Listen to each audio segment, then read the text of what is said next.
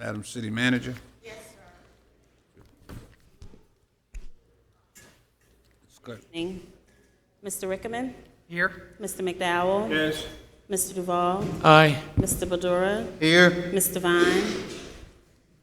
Mr. Davis? Here. Mayor Benjamin? Did I call you Mr. Rickaman? Huh? I was making sure I included you in the roll call. You did. Thank you. Good afternoon, ladies and gentlemen. Mayor Benjamin is out of town on official business, and Ms. Devine is also out of town. So, we're here. Mr. Madam- Davis, Mayor Benjamin is trying to call He in. will be calling, Yes, I'm sir. sorry, Yes, the mayor sir. will be calling in. Yes, And sir. we will connect him as soon as the technical folks can work that out. Yes, sir. Right, thank you. I'm going to ask Chief Jenkins to bless us with the invocation. We did the Pledge of Allegiance first. Want to do the pledge Yeah. first?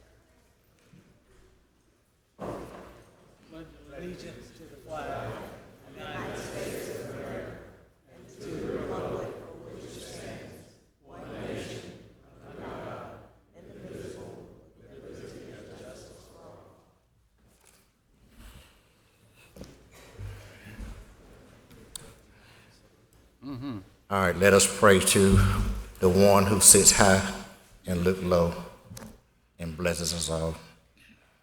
Our Father, we thank you right now, Lord, for just allowing us to be in this place one more time.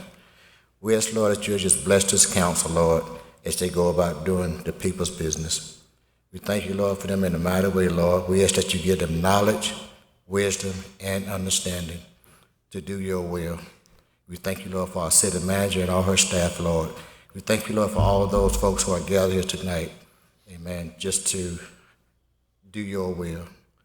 We ask, Lord, that you continue to guide us, lead us, Lord, and just keep us, Lord. We ask for peace, Lord. We ask that you bless this city, this county, this state, and these United States. We ask, Lord, these blessings, amen. Amen. Thank you, Chief. Thank you, Chief. Mr. Madam City Yes, sir. Manager. Mr. Davis, at this time, we would ask council to adopt the agenda as outlined. Madam, Oh, and I'm sorry, there may be I have a couple of few requests. Yes, sir. I'd like to withdraw 11 from the consent agenda and 14 from the consent agenda. I'm sorry, Mr. Badura, 13, 11 and 14. 14, okay? Maybe we changed it, never mind, hold on. 15, right? That's the park, yeah. 15, 11 and 15. 11 and 15. 11 Ernie and has 15. unreadiness for that? And you're asking Just to to explain. take these separate, correct? Yes. Okay. Will do. Okay. Motion in order. Those in favor? Move we adopt the agenda Second. with the additions and deletions made by Mr. Badera. Thank you, Mr. Rickaman. Second. Mr. McDowell? Yes. Mr. Duval? Aye. Mr. Badura? Aye. Mr. Davis? Aye. Mayor Benjamin? Mayor Benjamin? Thank you. Oh, he's in. Good. Hello, Mayor. At this time, we will ask council to adopt consent agenda items 9 and 10, 12 through 14, and 16 through 20. So moved. Second.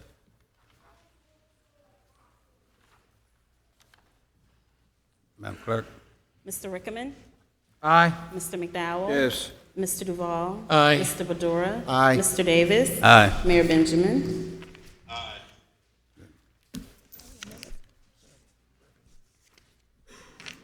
Would you like to take up item 11? Yes, I just need, I know we discussed this a little bit, and I just want to make it, maybe do some clarification to the public, if I can ask Missy Kaufman or somebody from staff to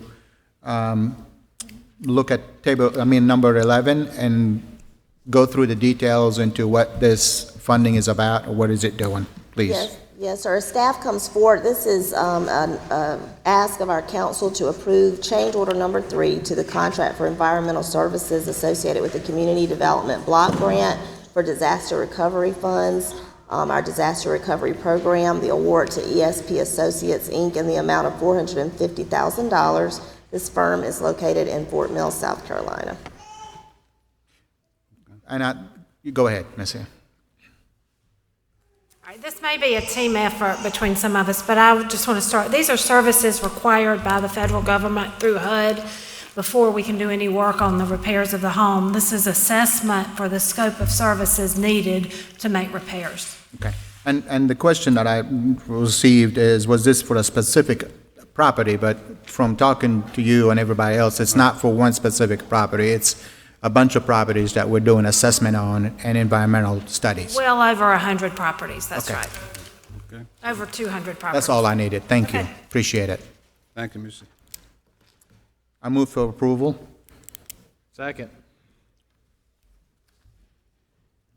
Madam Clerk? Mr. Rickman, Aye. Mr. McDowell, Yes. Mr. Duval. Aye. Mr. Badura. Aye. Mr. Davis. Aye. Mayor Benjamin.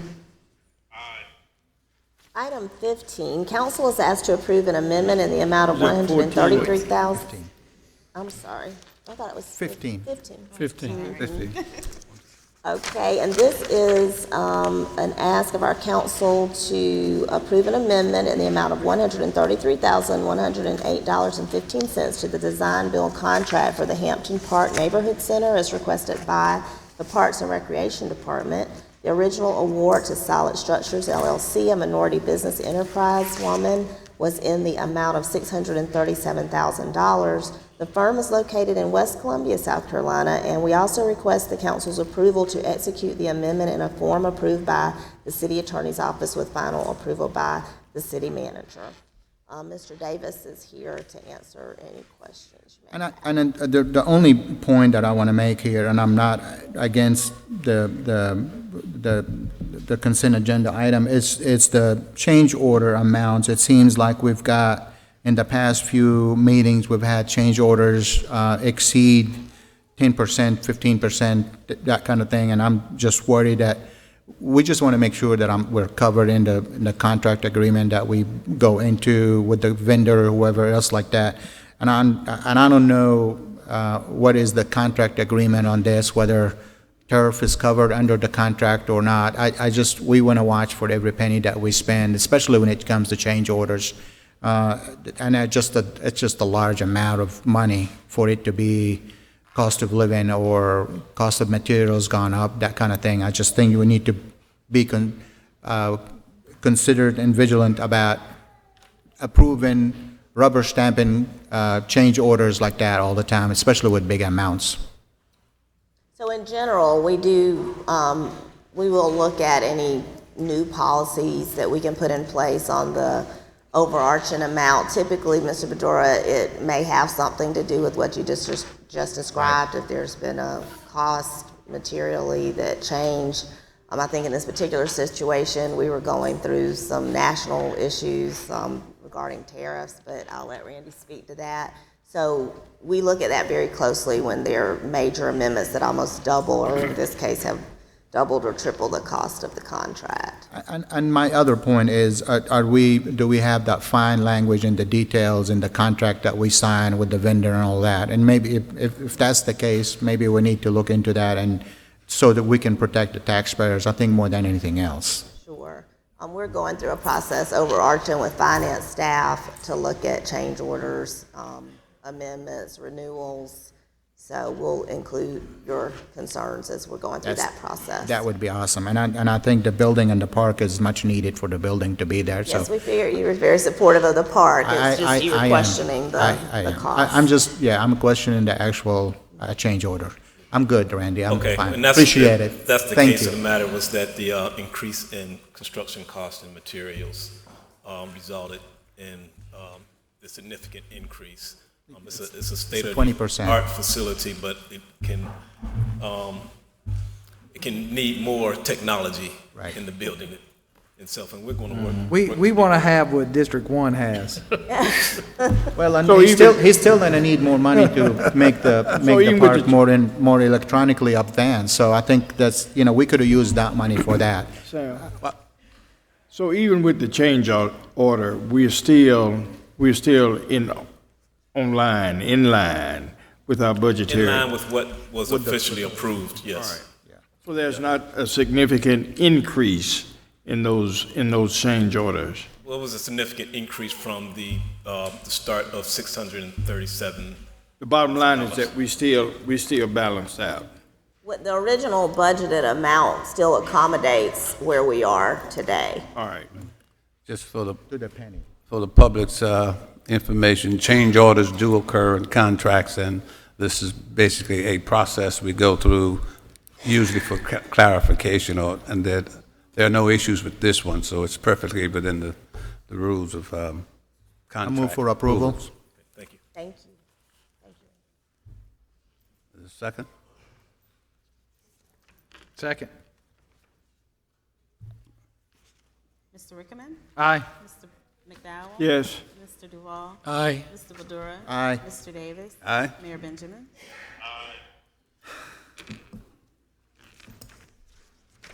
Okay.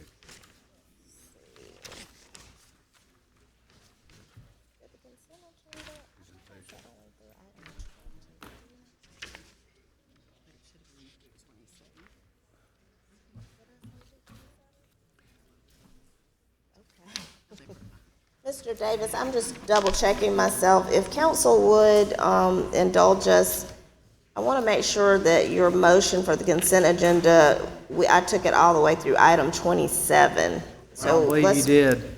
I don't think so. Let's make sure we, if you could approve a motion for consent agenda items 21 through 27. So moved. So move. Thank you. Second. Thank you. Mr. Rickman? Aye. Mr. McDowell? Yes. Mr. Duval? Aye. Mr. Badura? Aye. Mr. Davis? Aye. Mayor Benjamin? Aye. Thank you. Yes, ma'am. Mr. Davis, after two presentations, if possible, could we move the appointments up? I know Mayor Benjamin, we're trying to accommodate his time that he can have with us on the phone. So if we could do two presentations and then move the appointment period up, is that okay? Unless there's any objections, I don't see a problem with that. Does he want us to do the appointments or defer them until next meeting? No, sir, I think you can do the appointments. I think we were just trying to accommodate his time that he has with us on the phone to participate. Okay. Are we ready to make the appointments? I think so. After the presentations? We'll do presentations and Presentations then, first, and then appointments, if that's okay with you all, unless your preference is to defer. my preference is to defer to Is next it? meeting.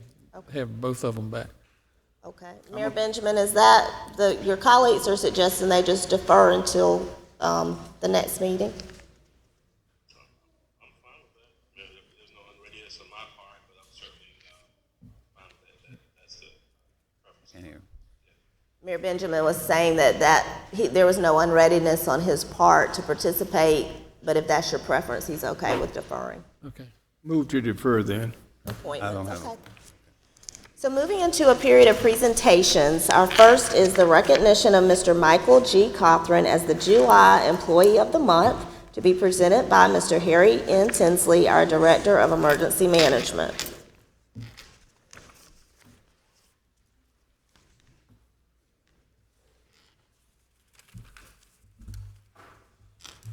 Thank you, Madam City Manager.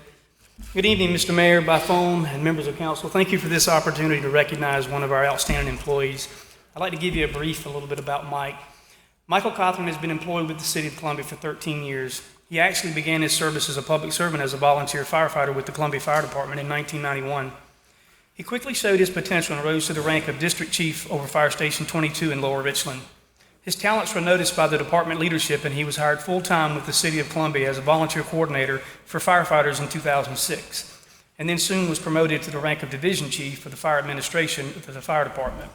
Mike transitioned over to emergency management in 2018, and has yet again quickly shown how vast his expertise and ability as a change maker to our office.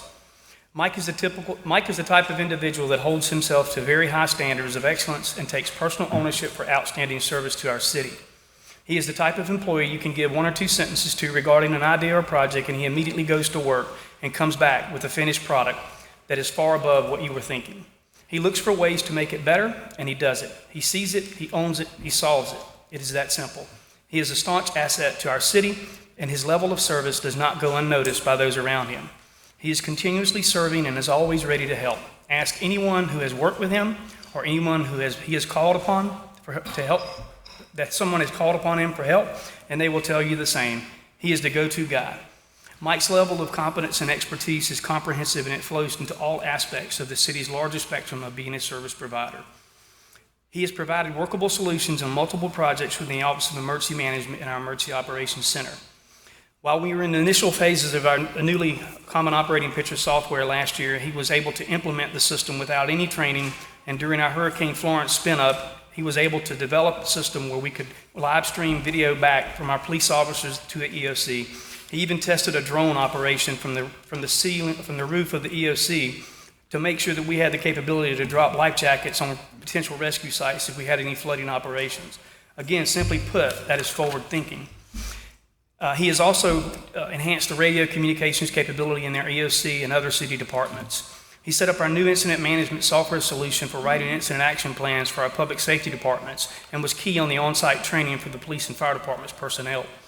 Mike has also worked with city IT and support services staff to ensure the citywide video security camera systems are fully operational in the EOC for monitoring. He leaves no stone unturned and leverages all available technologies in carrying out his duties. He has also organized the EOC for maximum efficiency. He recently worked with the police department to design a small alternate EOC setup with supporting systems at the CPD location on Bluff Road in the annex. We now have an operational alternate city EOC location, and the police department has a special operations command center that they use during special events and significant events. He also works with outside agencies the same. His collaborative actions have placed him on statewide committees, such as the Palmetto Users Group Meeting Oversight Committee. Simply, Mike always takes the initiative and outclasses in developing new methods, approaches, and solutions. He is a master at developing systems and efficiencies. His level of creativity and resourcefulness and the ability to anticipate what needs to happen and develop a workable, reasonable results makes him a true asset, and he is a team player. I have received multiple comments from other department heads and officials stating they wish they were working with Mike. In summary, Mike exceeds expectations and excels at every level. He is the epitome of a model employee and brings exceptional value and effective contributions to our city and the first team. He demonstrates an extraordinary drive in fulfilling his responsibilities and instilling enthusiasm. I am grateful to have him on our team and honored to recognize Mike as our July 2019 Employee of the Month. Mike is present with his lovely wife Cynthia and his mom Linda and his dad Don. Congratulations, Mike, and thank you for your service to our city.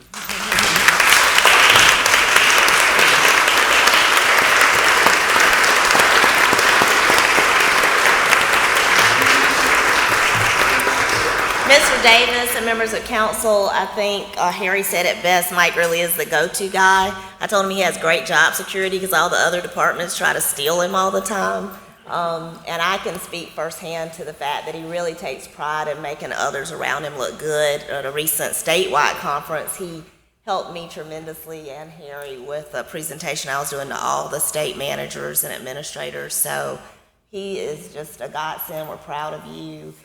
Please share this with Cynthia. Don't take it all. Use it for yourself. And I know Cynthia's mom is here too to share in your honor. So thank you. Okay.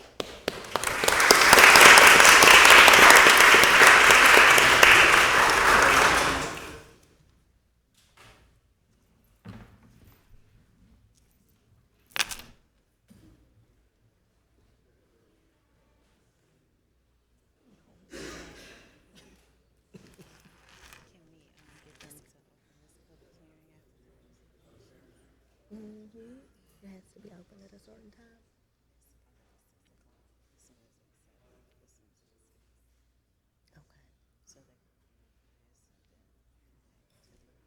Okay. Okay.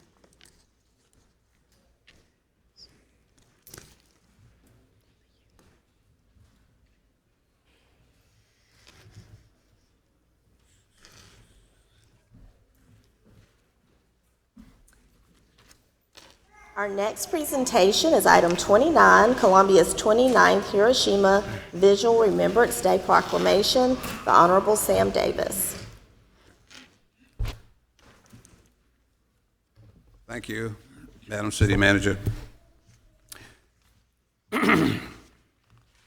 This is a significant recognition for a worthy cause, and in celebration with you, I'd like to read a few captions from the proclamation, if you'll permit me.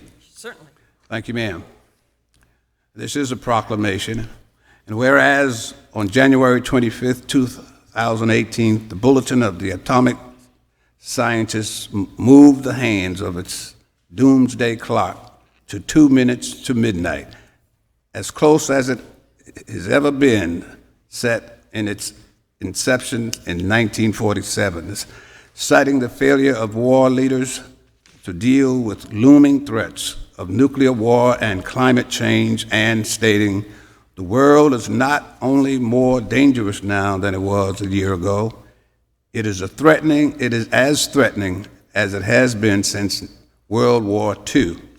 And whereas Mayors for Peace, which is working for a world without nuclear weapons and safe and resilient cities as essential measures for the realization of lasting world peace, has grown to 7,772 cities in 163 countries and regions, with 213 U.S. members representing in total over 1 billion people. And whereas Mayors for Peace representatives, including the mayors of Hiroshima, Nagasaki, and Des Moines, observed and took part in the treaty negotiation at the United Nations. And whereas without participation by the United States, Russia, and other nuclear-armed states, on July 7, 2017, by a vote of 122, the majority of the world's countries adopted a historic treaty to prohibit the possession, development, testing, use, and threat of use of nuclear weapons. Now, therefore, I, Steve K. Benjamin, Mayor of the City of Columbia, South Carolina, along with my fellow members of Columbia City Council, do hereby proclaim this day the city's honors and recognize August 4th, 2019 as Columbia's 29th Hiroshima Vigil Remembrance Day.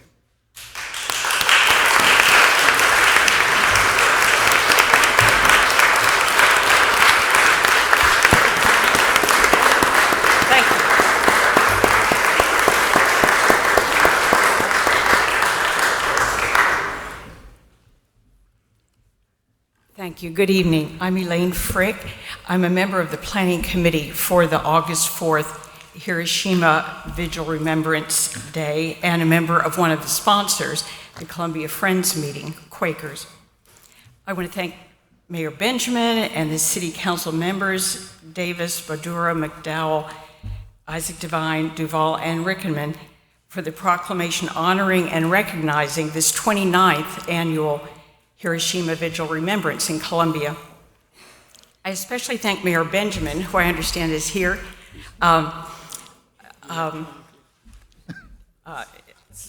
with us during his capacity as the recent president of the U.S. Conference of Mayors. And when he was there, he signed the Mayors for Peace 2020 Vision Resolution. Mayors for Peace, as the proclamation mentioned, is for a world without nuclear weapons and for safe and resilient cities that are both essential measures for realizing the lasting world peace. So there are now almost 8,000 member cities, and in the United States, 213 member cities, including Charleston, South Carolina, and we hope that Columbia will soon be able to call itself a member of the Mayors for Peace. project. So I just want to tell you one project that member cities do that we're already starting to do is planting of second-generation A-bomb survivor ginkgo trees. After Hiroshima was destroyed, out of the ashes, sort of miraculously, came these ginkgo trees and persimmon trees. There were a few that are called survivor trees. And so what they do is share seeds from those Hiroshima trees with cities that want to plant them. Someone on our committee has courageously started growing them, and I'm very pleased that the City of Columbia's Parks and Recreation Department will be planting one of those symbolic ginkgo trees in the near future when it's ready for planting in a section of the Vista Greenway. We've already decided where with them. It's near Finley Park at the corner of Taylor and Lincoln Streets. And a plaque will identify the significance of the tree grown from a seed from the Hiroshima survivor, ginkgo. Next to the ginkgo tree, the city will also plant a peace pole. More than 200,000 peace poles that were Japanese-inspired have been planted around the world with the message, "May peace prevail on earth," written in 4 languages, one on each side. I brought some flyers if anyone wants to learn about what peace poles are, and you can find many of them around the Midlands at schools and churches, and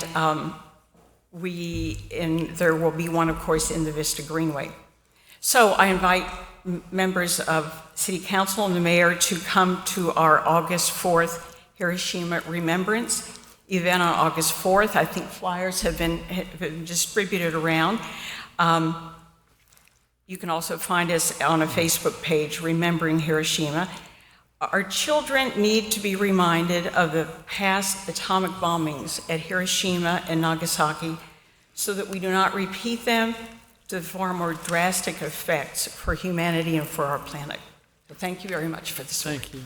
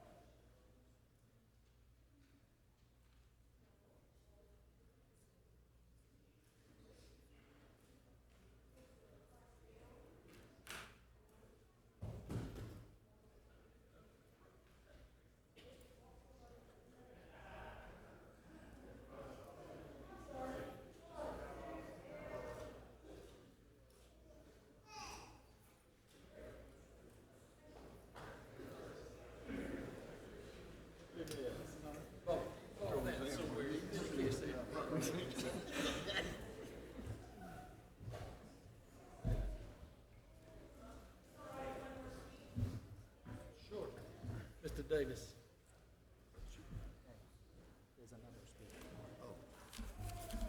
Good evening, and thank you so much for this honor.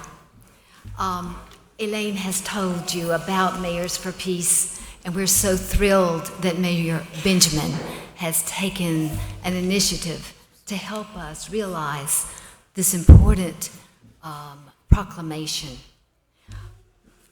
We would like to have a world that's free of nuclear weapons. And we'd like to have it done by next year. That's the hope of Mayors for Peace. I don't think that that's ridiculous. I think that if we could just take a look at the reality of what nuclear weapons do, then we would all say that this is not something we want. We can't even imagine what it would be like if we had a nuclear war. So it's time for us to say no. And we commend Columbia for saying we don't want our city bombed. We care about the people. We care about their well-being. This is the goal of Mayors for Peace. The responsibility of civil societies is to bring a way of thinking that presents the values we wish to live by. I don't think anyone in this room would say that they are against peace, and I heard Councilman Davis mention that in the invocation. The reality of nuclear weapons, we must all recognize, is that they are tools of immense destruction. And as a very wise person said, Sadhguru, every creature on this planet holds its life phenomenally precious, not just human beings. Nuclear weapons would destroy the creatures as well as the human beings, men, women, children.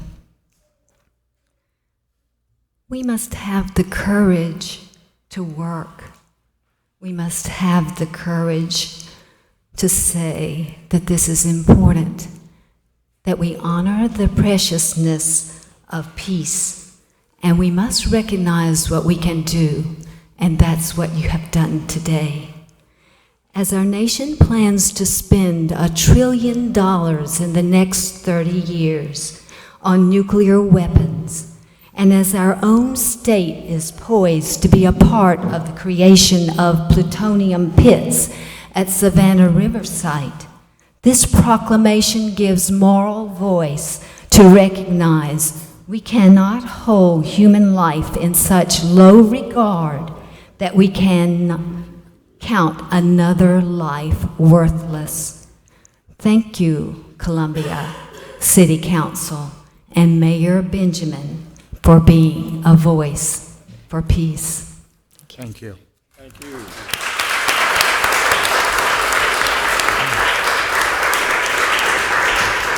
Mr. Davis, I'd like unanimous consent to move to item 45, which is another presentation.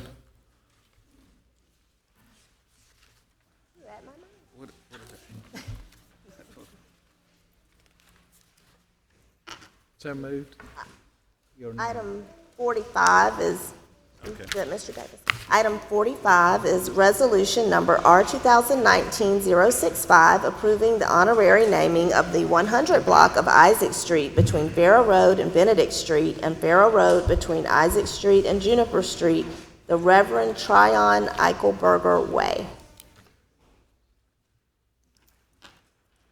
Thank you, Teresa. Yes. I think we all remember Reverend Eichelberger and his track record of serving the community in the city of Columbia is well known, and he's left some footprints and a legacy, and we are pleased to recognize him and his contributions to our city, our capital city. That said, I'm going to ask the members of the family to step up, and we will so recognize him. This is for the purpose of designating a portion of the street in which he lived on for honorary purposes, and that date, the ceremony is August 2nd. A motion, Mr. Davis. Mr. Motion. So move. I'll entertain a motion. Second. Second, thank you. Mr. Rickman. Aye. Mr. McDowell. Yes. Mr. Duval. Aye. Mr. Badura. Aye. Mr. Davis. Aye. Mayor Benjamin. Aye. I will vote in favor of this. Thank you. Thank you. He said he votes in favor of it.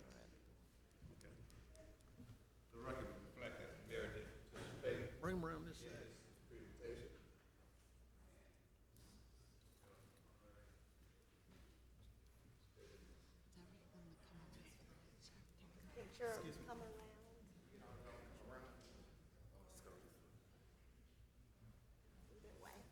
Come into the middle. Yeah.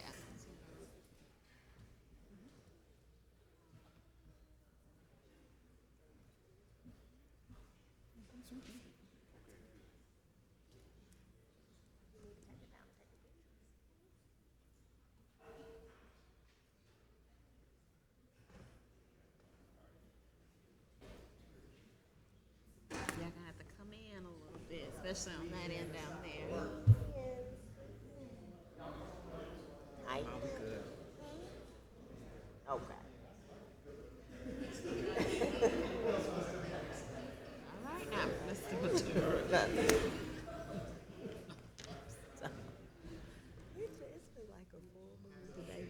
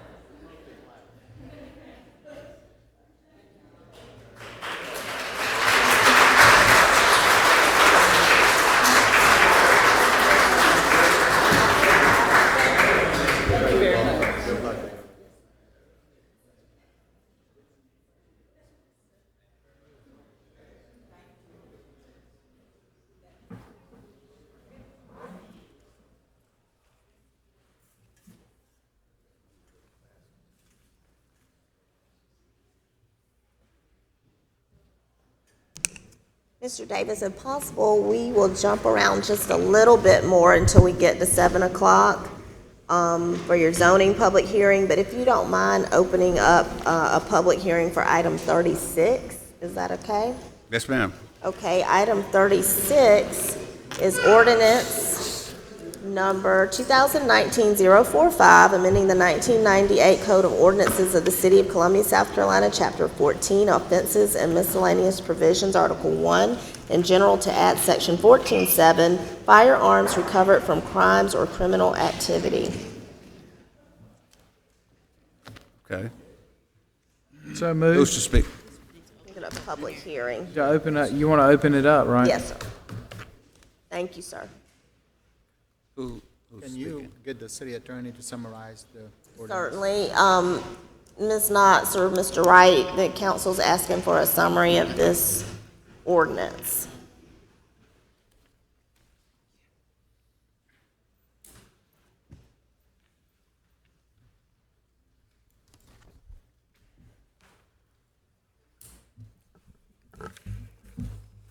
Okay. This ordinance was prepared to provide a way for law enforcement to have a system in place for firearms that are recovered from crimes or for some sort of criminal activity.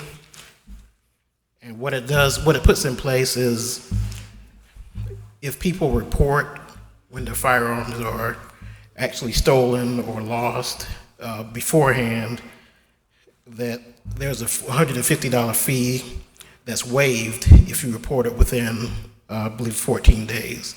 So what the purpose is to encourage people to actually report when firearms are stolen or when they're lost, so that they won't have to pay the fee, and hopefully that would at least notify law enforcement when a firearm is lost or is stolen. So that's the basic purpose of this ordinance, is to encourage those people to actually report when firearms are lost or stolen. Patrick, is that fee, is that the minimum or the maximum amount of dollars? Just one place. It's just the fee. So if they actually report it within that time, then that fee is waived. But if they don't report it within, I think, 90 days, then they have to pay the fee. Okay. And that only works if the firearms is registered by the owner's name already. Because if you find it in a crime scene and it's not been reported stolen, but it came back that it's registered to Mr. Smith or whatever, I'm not picking on Mr. Smith. So that really, but it also, we want to encourage everybody to register the firearms, report any stolen firearms to help the authorities get those guns off the streets and off the gangs and everybody else that does. The other legal question I have now, are we crossed with all state and federal laws with this ordinance? We're not crossing or doing anything that we're not supposed to. Right. This should be fine because it basically is part of a procedure for law enforcement when the firearms are recovered. So we're not regulating firearms. Okay. Yeah. So we're open to any other bit of information? Okay. Is anyone signed up to speak? I don't see anybody. Okay. I don't see any signatures for that. So we now close the public hearing. I move for approval. Second. Mr. Rickerman? Aye. Mr. McDowell? Yes. Mr. Duval? Aye. Mr. Badura? Aye. Mr. Davis? Aye. Mayor Benjamin? Aye. Thank you. Moving into a period of ordinances first reading, so moving back to item 31, ordinance number 2019-046, amending the 1998 Code of Ordinances of the City of Columbia, South Carolina, Chapter 8, Environmental Health and Sanitation, Article 2, Nuisances, Section 831, Nuisance, the definitions A and B. Move approval. So move. Second? Second. Mr. Rickerman? Aye. Mr. McDowell? Yes. Mr. Duval? Aye. Mr. Badura? Aye. Mr. Davis? Aye. Mayor Benjamin? Aye. Item 32, ordinance number 2019-058, authorizing the city manager to execute a lease agreement between the City of Columbia and 1233 Washington Street, LLC. So move. Second. Mr. Rickerman? Aye. Mr. McDowell? Yes. Mr. Duval? Aye. Mr. Badura? Aye. Mr. Davis? Aye. Mayor Benjamin? Aye. Item 34, ordinance number 2019-060, amending the 1998 Code of Ordinances of the City of Columbia, South Carolina, Chapter 12, Motor Vehicles and Traffic, Article 1, in general, to add Section 1219, Alternative Payment of Fines, a temporary program. And I didn't know if the council needed an explanation or summary of the particular program that we discussed it in detail during the work session. Mayor Benjamin, I know you are very supportive of this program and brought it to our attention as well. Could we not, Ms. Wilson, is Ms. Madeline there here? Is she here? Ms. Gentry's here and can give you an overview. Oh, I'm sorry, Elle is here. Okay, yes. If we could just get a capsule. Sure. So that the general public gets some idea of how Yes, that sir. might work. Yes, sir.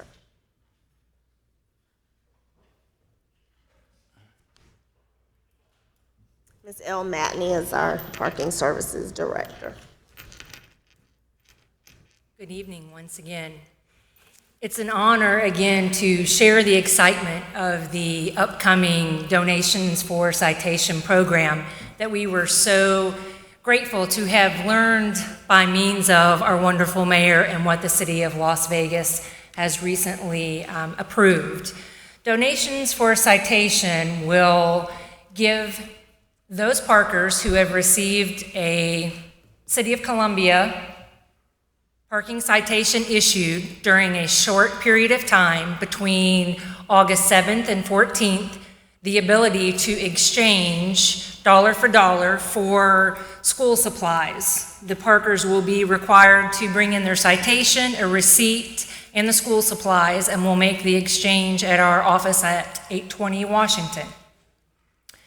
Thereafter, the 2-week period that you may bring in your citations to be exchanged, you will have an additional 2 weeks as grace period to bring in those citations. Any citation dated before August 7th is not eligible, and any citation dated after September 7th is not eligible, only during that 2-week period of time. It is the 21st, right? You said the 14th. I just want to confirm it is the 21st. 21st, you're correct. All right. 7 and 21, correct. Thank you. The donations that are received then will be gathered in the parking office and donated to a local organization the city has worked with, Why Not You Too. They will disperse throughout Midland schools. All right. Very good. It's exciting. Thank you. Thank you. Thank you. We're good. Move approval. Second. Mr. Rickman? Aye. Mr. McDowell? Yes. Mr. Duval? Aye. Mr. Badora? Aye. Mr. Davis? Aye. Mayor Benjamin?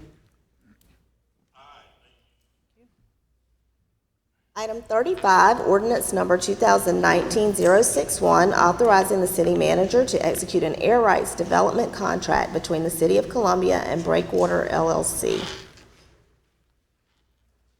So move. Second.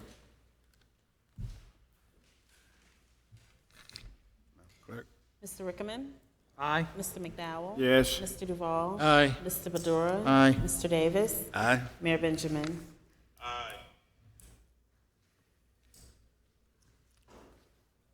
Got 5 minutes. We've got about 5 minutes, Mr. Davis, so let's see what we could take up potentially. Do the Anything we resolutions, could clean up? contracts. Sure, we can move into a period of resolutions. Item 46, resolution number R 2019-060, authorizing the city manager to execute a professional services agreement for the Housing First program between the City of Columbia and the University of South Carolina. So moved. Second. Mr. Rickman? Aye. Mr. McDowell? Yes. Mr. Duval? Aye. Mr. Badora? Aye. Mr. Davis? Aye. Mayor Benjamin?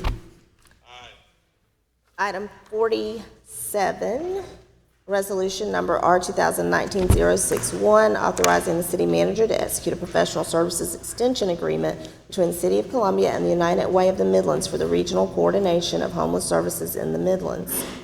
So move. Second. Mr. Rickman?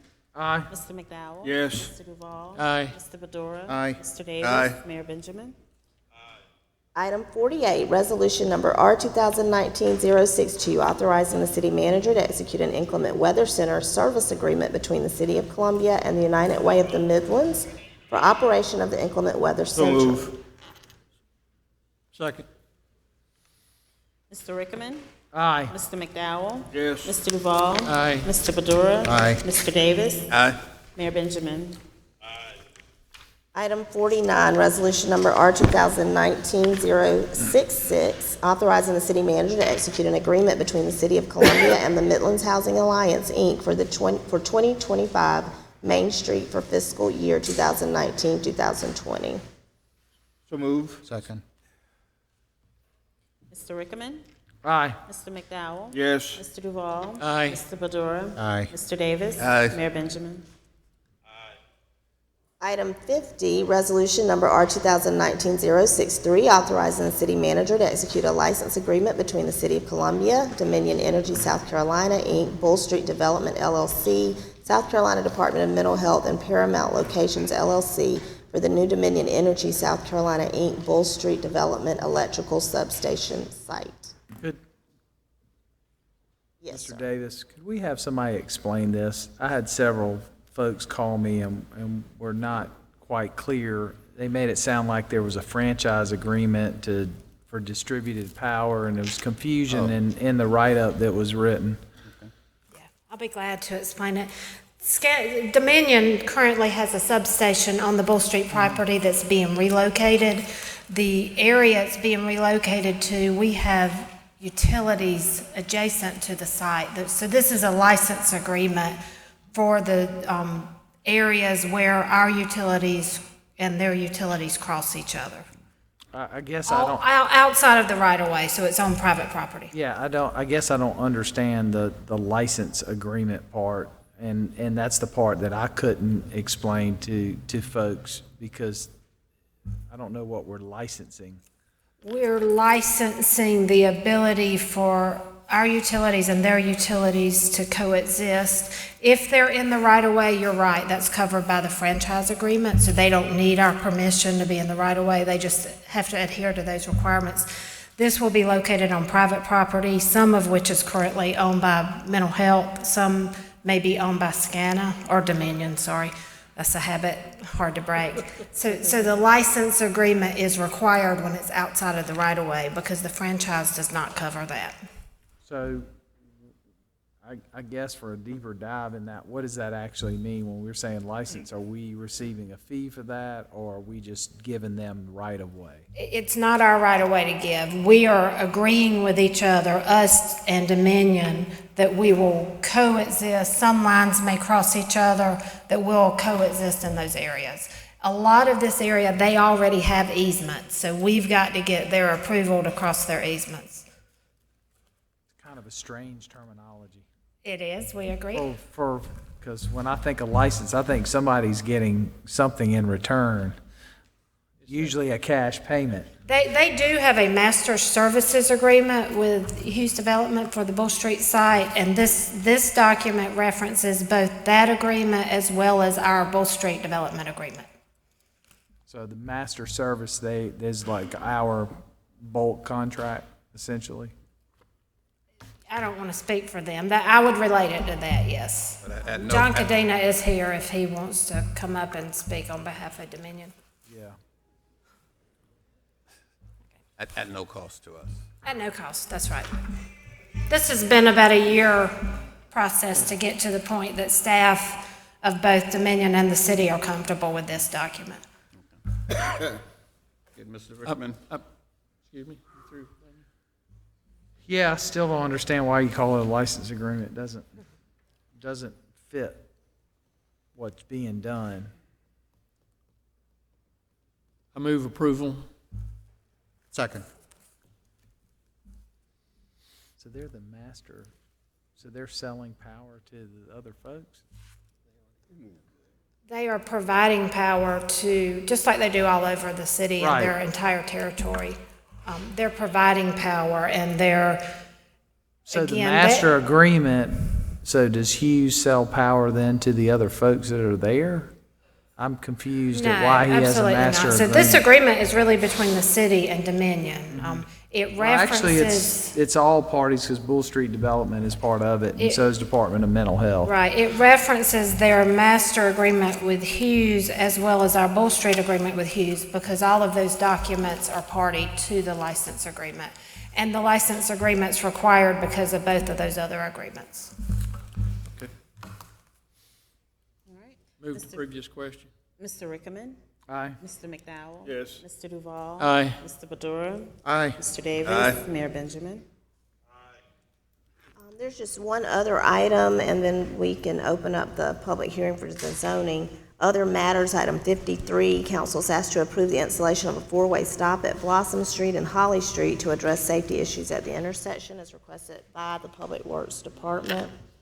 So moved. Second. Mr. Rickman? Aye. Mr. McDowell? Yes, ma'am. Mr. Duval? Aye. Mr. Badura? Aye. Mr. Davis? Aye. Mayor Benjamin? At this time, Ms. Hampton will come forward for us to open our zoning planning matters, a public hearing. Who should start with item 42? And I will kind of direct you the order to go, Krista. Which one? Certainly. 37? Starting where? We're going to start with item 42. 42. Item number 42 is an amendment. It's a text amendment, a request to amend the text of 17258 to permit hotels, motels, and tourist court in neighborhood commercial district, which is C2. So move. No. No. Hearing. To speak. Ready Anyone? to go, man. See if anyone signed up to speak to this. So, Krista, since you're up on the podium, this is I guess, to allow hotels and motels to build on a C2 zoned property. Normally, C1 and C2 is adjacent to the neighborhoods. It's a little bit more softer scale than a hotel or a restaurant or C3 in that case. So now with this amendment, we're allowing hotels and motels to come and build hotels on C2, which is a neighborhood adjacent properties. Usually it's the middle, it's the parcel that separates neighborhoods and commercial corridor. I think I've shared my concern with this. I've talked to some neighborhood leaders especially in Shandon and a couple of other neighborhoods. They're all shared their concerns with me about this. I don't know that I'm 100% there yet. I think I just want to make sure that I understand this correctly. You're allowing hotels and motels in C2 parcels. Correct. And that affects every parcel that is a C2 in the city. Correct. And just for clarification, we started this process because we are working on economic development advances, and in these neighborhoods, they prefer not to have a C3. They prefer to have a C2, which already allows restaurants and multiple uses that have a lot more traffic than a smaller motel like, if you remember, the Whitney, which is a perfect example of a hotel in that district. We've had a planning commission. We've had multiple meetings with folks. I fully support this. And with that, I make the motion that we move forward on item 42. Second.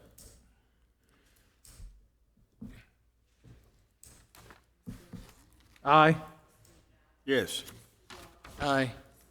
No. Aye.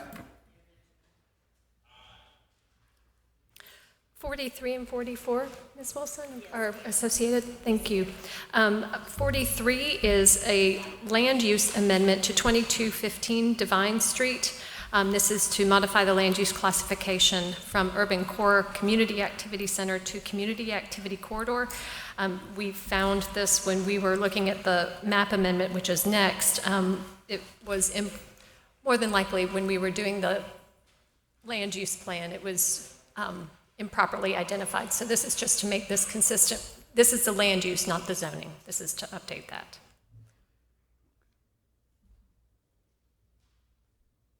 I don't see anyone signed up to speak. I move item 43 for approval. Second.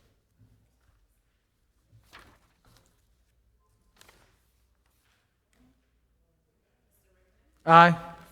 Yes. Say it again. Yes. Aye. Aye. Aye.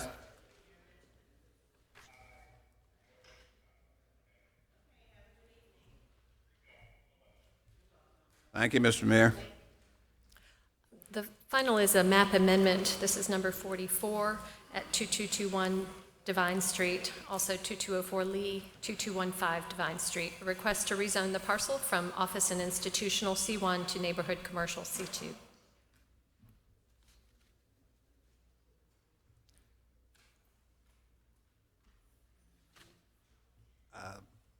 No one signed up to speak.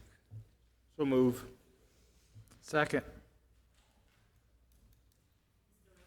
Aye. Yes. Aye. Aye. Aye.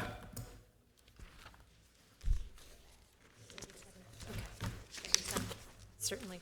All right, we will proceed with number 37. This is an annexation at 3902 Eureka Street. It's a request to annex and assign a land use classification of urban core residential small lot and assign a zoning of single-family residential. So moved. Or public. No. No one signed up to speak for it.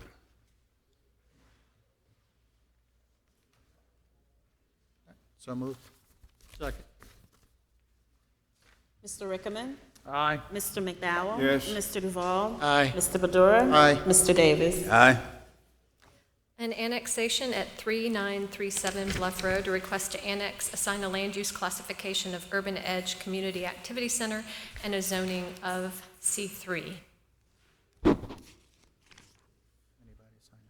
This is, No one signed for that. right, pardon me, yeah, this is near Atlas Road on Bluff. So moved. Isn't that the gas station?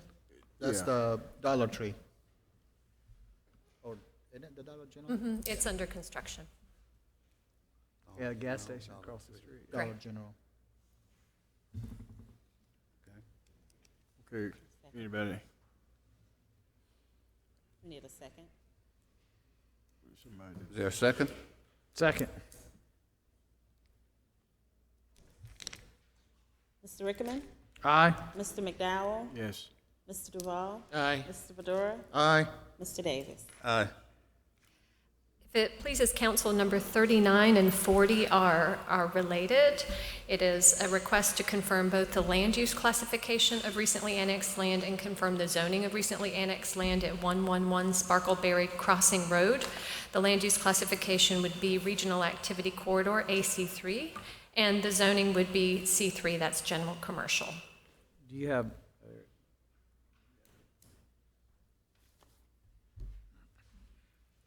Anybody speak? No one's signed up to speak to this. So moved. second?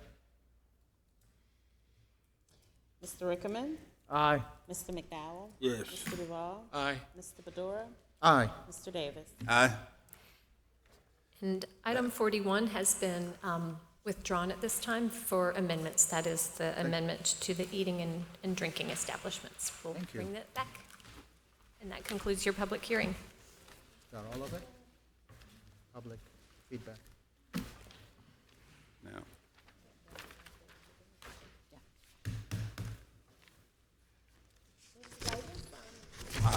we have some people that have signed up to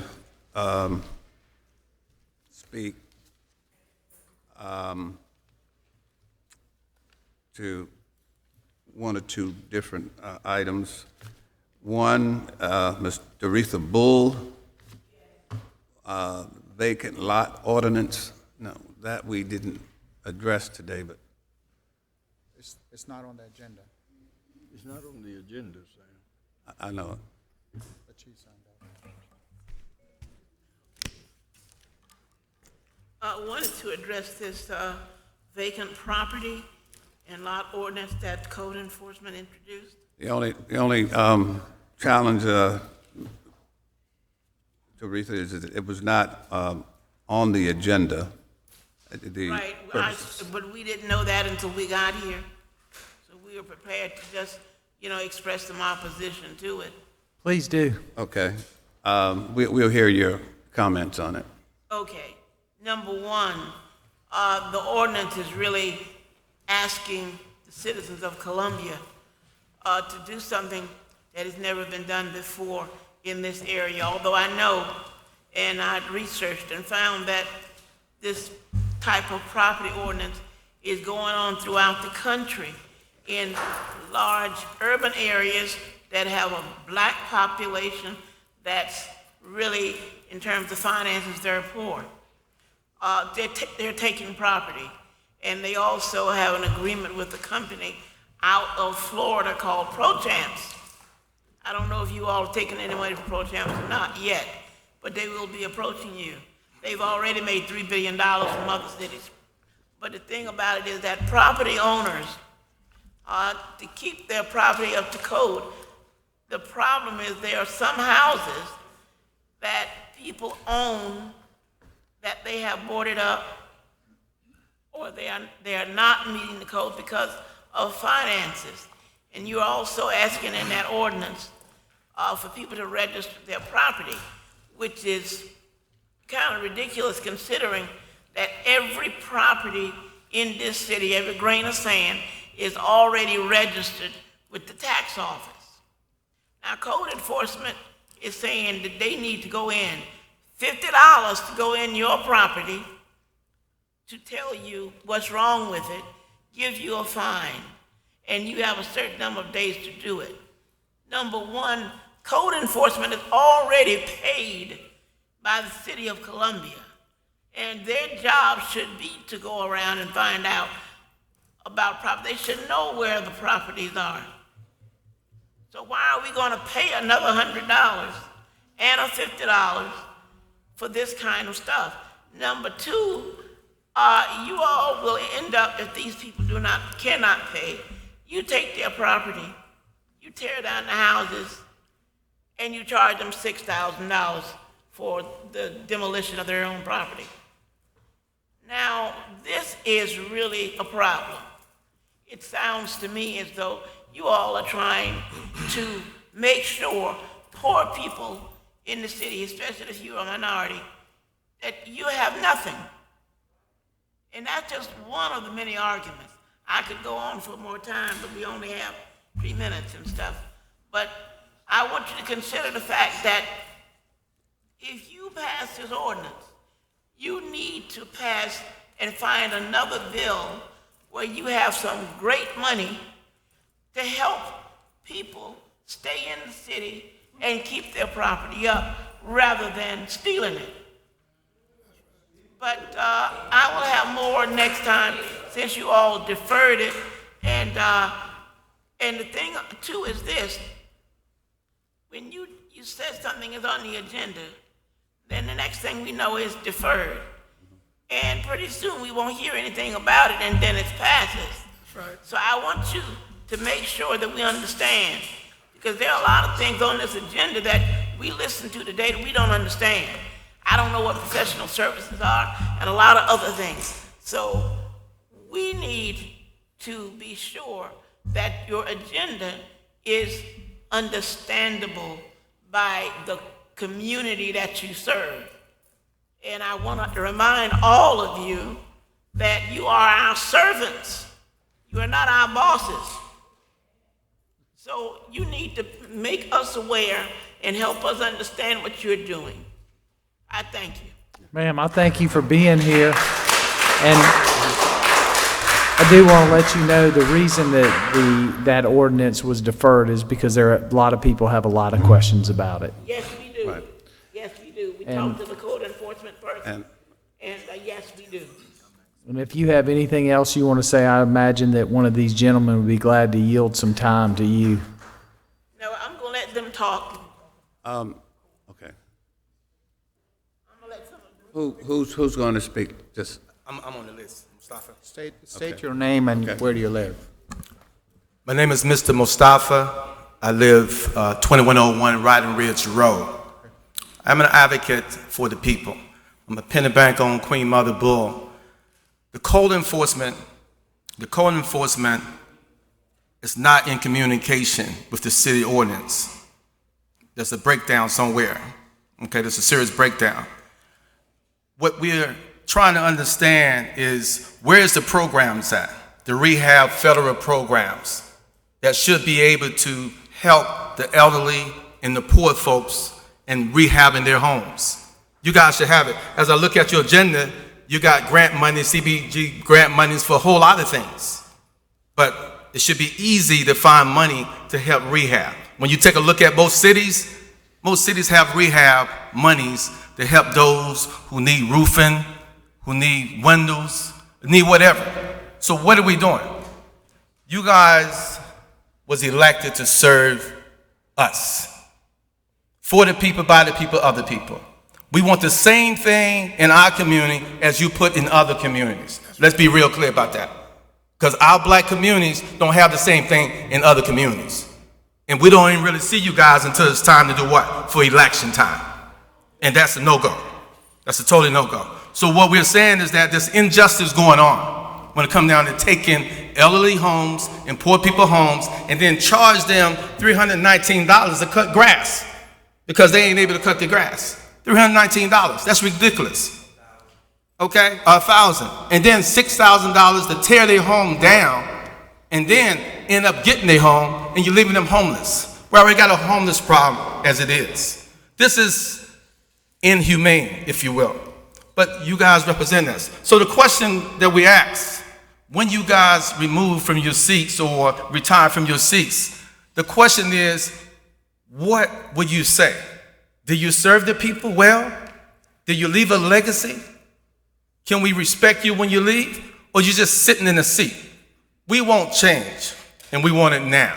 We want to be respected just like everybody else. Just like everybody else. For the people, other people, by the people. As Queen Mother Bull say, You guys not our bosses. We're your bosses. We're your bosses. And I can assure you there's a change coming. As Sam Cooke would say, there's a change coming. Thank you very much.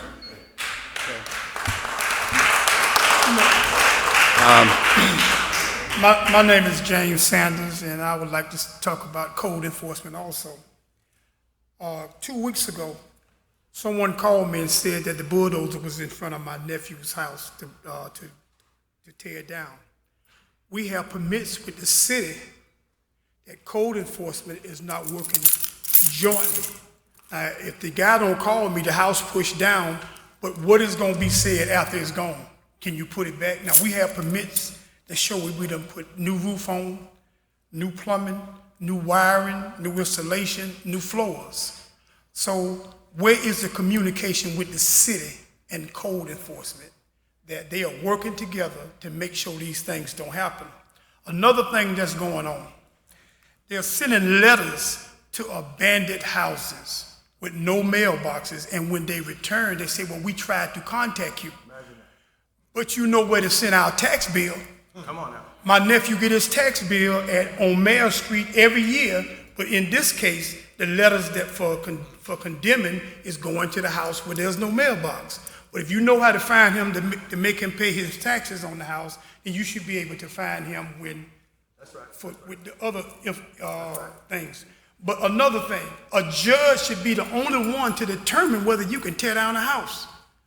Miss Thompson's house was torn down. I know they kept the grass cut, the house boarded up. So what was the reason for tearing it down? Miss Belfield house. We got 30 or 40 houses being torn down in our neighborhood. We want the bulldozers to stop today until we work out the situation where we can stop tearing these houses down. We don't mean tomorrow. We need them bulldozers to stop because somebody is getting money for pushing down all those houses.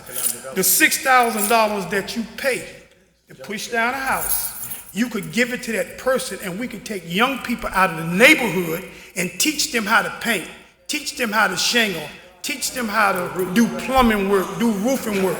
This is where this money needs to be spent instead of giving it to somebody to bulldoze down other people's properties.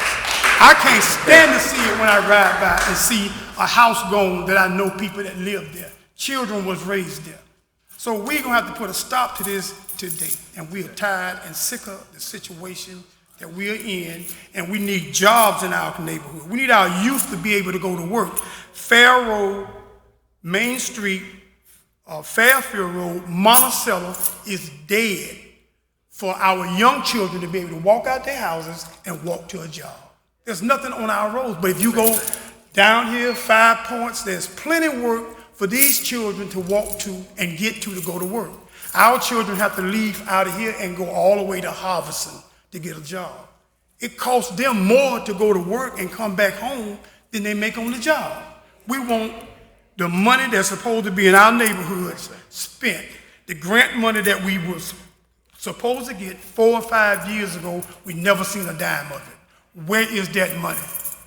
We want to know where that money went for that grant money back 5 years ago. We're just tired. We got young men in our neighborhoods making $8 an hour, $9 an hour, trying to raise a family, and you know that neither one of you all could buy a house and raise a family.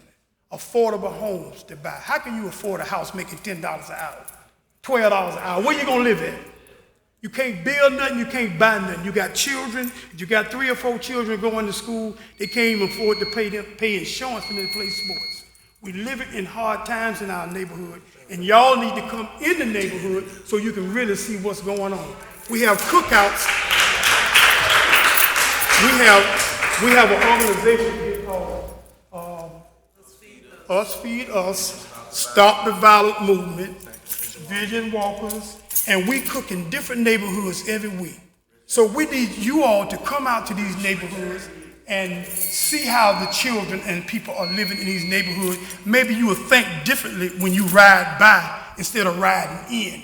Come in and see what's going on. We got problems. Our children can't even count, can't even read. We need better education systems in our schools. We got a lot to talk about, and we are always complaining that we're asking for too much. We need the same thing other neighborhoods got. Thank you. Just one point. Appreciate everybody's comments. As Mr. Rickman said, that there have been some comments overall about the ordinance. Now, one of the things I would strongly suggest that you do, that you let us know when we have discussions on the ordinance and give your input. Okay? I mean, that's one of the starting points in terms of, I'm sorry? When do you have the discussion? Well, one of the things I'm suggesting that you do is the agenda for city council is published in advance. You can find it online. And if you're on the mailing list, they would get copies of the agenda, correct? So it's part of the process, and I don't think anybody up here disagrees with anything. And we've had interactions and discussions over a period of time, but the question is, does those conversations continue? James, for example, I'll tell you one thing that where I was today, and then we have to end it. I was at a meeting with bankers for the NC, the national, where banks are required to give back to the communities. But CRA. But again, the question is, do you know about that? And I would ask why, or we have to figure out a way that you get that kind of information in advance. So let's keep talking, and everybody knows, and all of you know how to reach me. I think you know how to reach anybody else up here if it comes to that. So I'm just saying so that we can let everybody go home that we can communicate with you to let you know when workshops and training sessions are going on from community development, where they talk about helping small businesses, when it. This is my first time talking with you, my man. So I'm just saying to you, we're not trying to hide from you. I think some of us would be the last persons you would imply that we don't want to talk to you. But we need to keep talking, okay? Thank you. May I ask that, that the Booker Washington Heights neighborhood meets on the third Thursday, and if you would get with our councilman, maybe this type of information, we can have a workshop of some sort, and because I don't want anybody to come and be ill-informed. And I want everybody to have the right information so that they can communicate intelligently with what the process will be on the various ordinances. If we can set that up, I'll be more than happy whenever Councilman McDowell is able to do that, and then we will get everybody there so that they'll understand. Let me just make a comment, and it's not that I'm defending Councilman McDowell or any one of us. No. He's very good for me. But let me just tell you that the city staff has been working on this ordinance, and we are welcoming any feedback from residents, neighborhoods, whatever. All I need from y'all is give me a couple of contacts named that we can give to code enforcement and city staff that can come and meet with y'all, whether you want to meet as a group, neighborhood, individual. Councilman Badura, the city code enforcement comes to every one of our meetings. And not one time did we know that Miss Belfield's house was on the chopping block. They're there. The North Region and Metro Region police officers are there. Let me just be specific about this ordinance, okay? Let's talk to code enforcement officers. Let them get all the feedback from you so we can do whatever we can to address your concerns. As you know, there's a lot of other people that agree with you or don't agree with you, but this is what democracy is all about. We've got to bring everybody together and find a common goal, and that's what I want you to be on the table. Please offer your information to code enforcement and They Mr. have it. Hatcher, and we'll be glad to ask them, if that's okay with you, city They manager, have to reach Regina out E. to you and Williams' talk to you. information, Yes, ma'am. everybody in the city of Columbia. Yes, So we ma'am. look forward to you coming and engaging with our community. You see, they're very active, and we look forward to you all coming and engaging with our community, okay? Thank you. We really do. Thank you. Thank you to our councilman. We know what you're going through, and he's right there still, just a phone call Thank you. away. No doubt. So thank you. I'm with him. Thank you all. Can I just say one thing? Is there any way that we can stop those demolitions, for right? I didn't know until we talk and find out what's really going on. Because just recently we had to come up with $4,500 to save from one house. And if y'all don't mind, I will hope that we can stop until we all come with an agreement. Because what is going on is that, these people can't afford $4,500 to pay taxes. You understand? They're barely living on a fixed income of $800. So if y'all can, just put a hog on it until we all come up, with a solution as far as keeping these elderly at home. Because And I totally agree with you. One of the things that I think is crucially important is that we sit at the circle, we sit around the table. Sir. We get at the table. Yes, sir. And we talk through the issues. We Mr. understand. Davis, you can go ahead on and go because I'm sorry. You can go ahead on and leave because it's like you're not interested in anything. It's just like you always jumping and you got to get out and go. I'm just saying the way you're sitting there doing that, but we got a force we trying to use. We're trying to get something accomplished. If you want to leave and you're in a hurry, go ahead and help yourself. What I think is necessary. What I think is necessary. I've had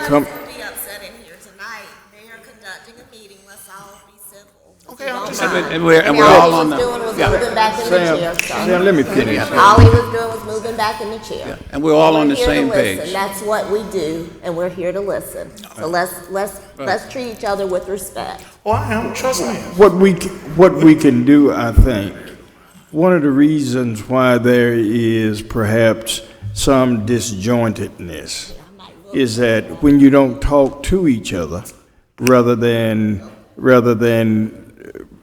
assuming that something happened or something didn't happen. If you could back up, I would appreciate it. Thank you. There's no threat. I mean, what's going on? Thank you. We'll talk. We'll talk. Okay. Good. Y'all have a blessed day, man. Thank you. I have yet to move. I'm not sure. I'm not sure. And feel free to come. It's a public place. We'll welcome you. I welcome you to come back anytime. Okay. All right. I think. May I say something, Go ahead. Mr. Davis? I think sometimes in the midst of persons' passions, we look beyond what we need to look at right in the center of things.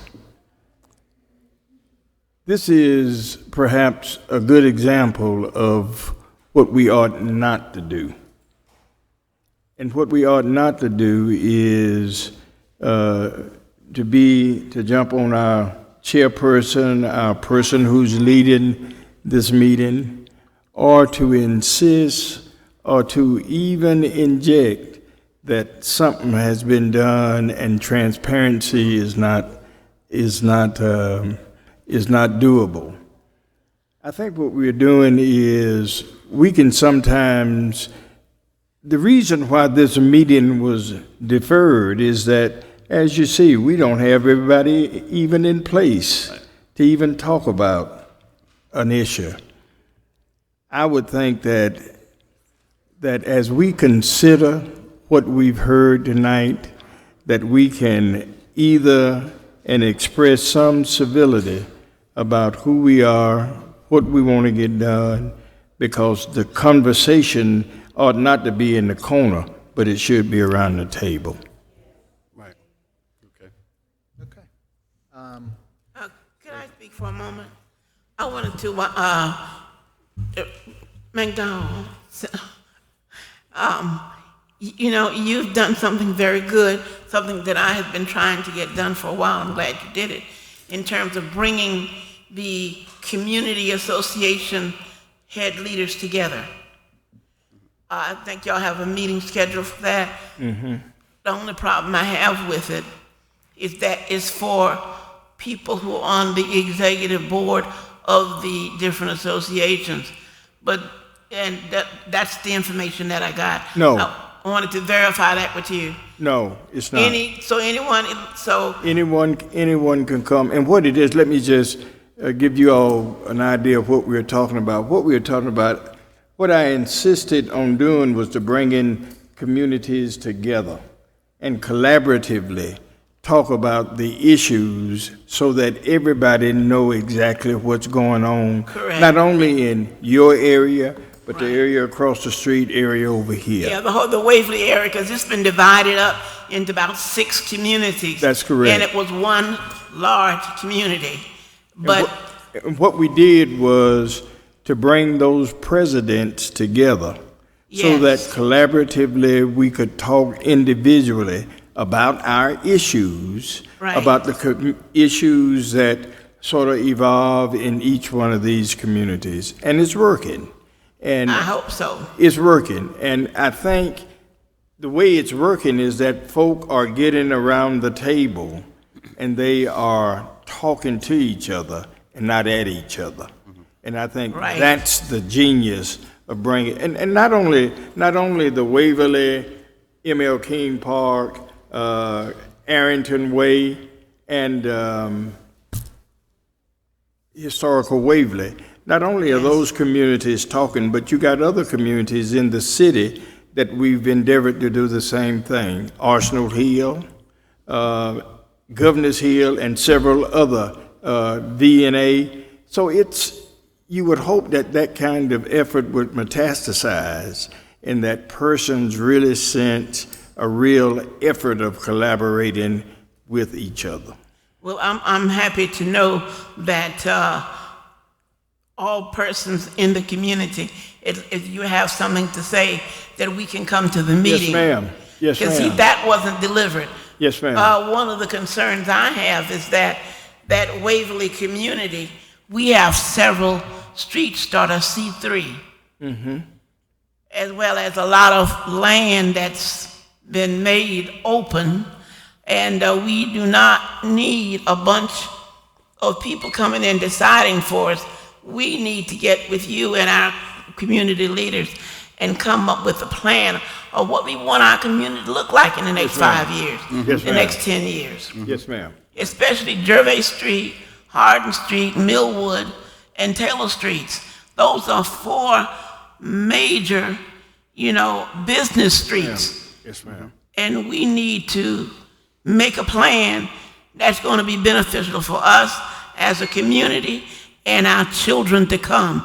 Because Waverly is a very, very historic community, not just that part that you labeled historic, but all of it. That's correct. Yeah. Thank you. Thank you so much. Thank you. Yes, ma'am. Good to see All you. right. Any other business? I'd like to make some comments. Move for adjournment. No, not yet. There's a few items that I'd like to discuss, and city manager and council and the staff or whatever. So one of the items last week we cut the ribbon for the Hawk signal on Millwood. I noticed that same day or the day after, I think it's House Street right there at the entrance of the Hawk signal and the stop line, where the line. Yeah. So the people coming from the side road doesn't know there's a Hawk signal that is activated, so they weren't paying attention to pedestrians. So they could run over the pedestrians or not pay attention to the stop sign because the traffic is stopped. They just think that they stopped, and so if there is any way possible that we can put a red light connected to the Hawk signal red light, that if the red light is flashing on the Hawk signal, it would be flash on the stop sign. Make sense? And I think this, at the Hog Signal, I think it's, I want to say either House or Line, but it's right House there at the Street. Hog Signal. It's House Street. It's House Street. So I would love for y'all to look at that and see if that's possible. I don't think it's going to be that that much of a thing.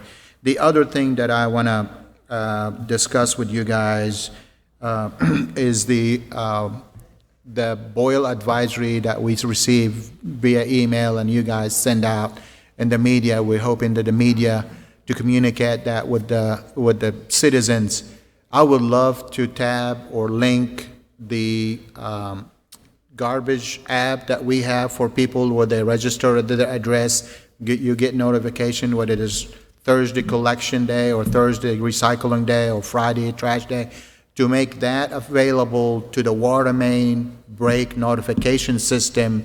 So in other words, the 3300 block of Hayward, if they have a water main break and you need a water boil advisory, send a text to those people who are registered for that street that there is a water boil advisory. If we can make that happen with the staff or app or whatever you want to do. The other thing is, as we dealt with some of the residents today in Shandon, the MRI meters, the automatic meters have been started to be installed in neighborhoods. I talked to Clint already. I think other council members may want to know what the schedule is.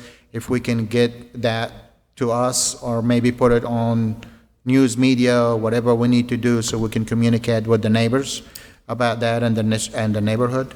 And the last one, and I know this is a tough subject, but I think somebody has to say it. So yesterday news report, we're talking about Columbia Housing Authority and the updates and the new director that's coming in. I would love to see if we can get an update from the director, the new director, about the mission or the new things that the CHA is doing to improve the quality of life for the housing. Any reports from the chief or fire chief, police chief, or anything else that we can include to inform the public that we're doing everything we can in our power to ensure a better quality life for the CHA residents, and of course to bring justice to the whole drama that we've had, or crisis that we had with CHA and Ellen Benedict. Not that I'm picking on anybody, I just think that is a good time for us to get an update from the new director and the mission and what we're doing and what they're doing, and of course what the city staff has done to help them move forward if that's possible. And you can coordinate that with the new director in the next couple of weeks or so, that would be great. Well, one of the most interesting things that has happened, miraculous things that has happened with Allen Benedict Court, is that 269 families now have permanent housing. Very good. Now,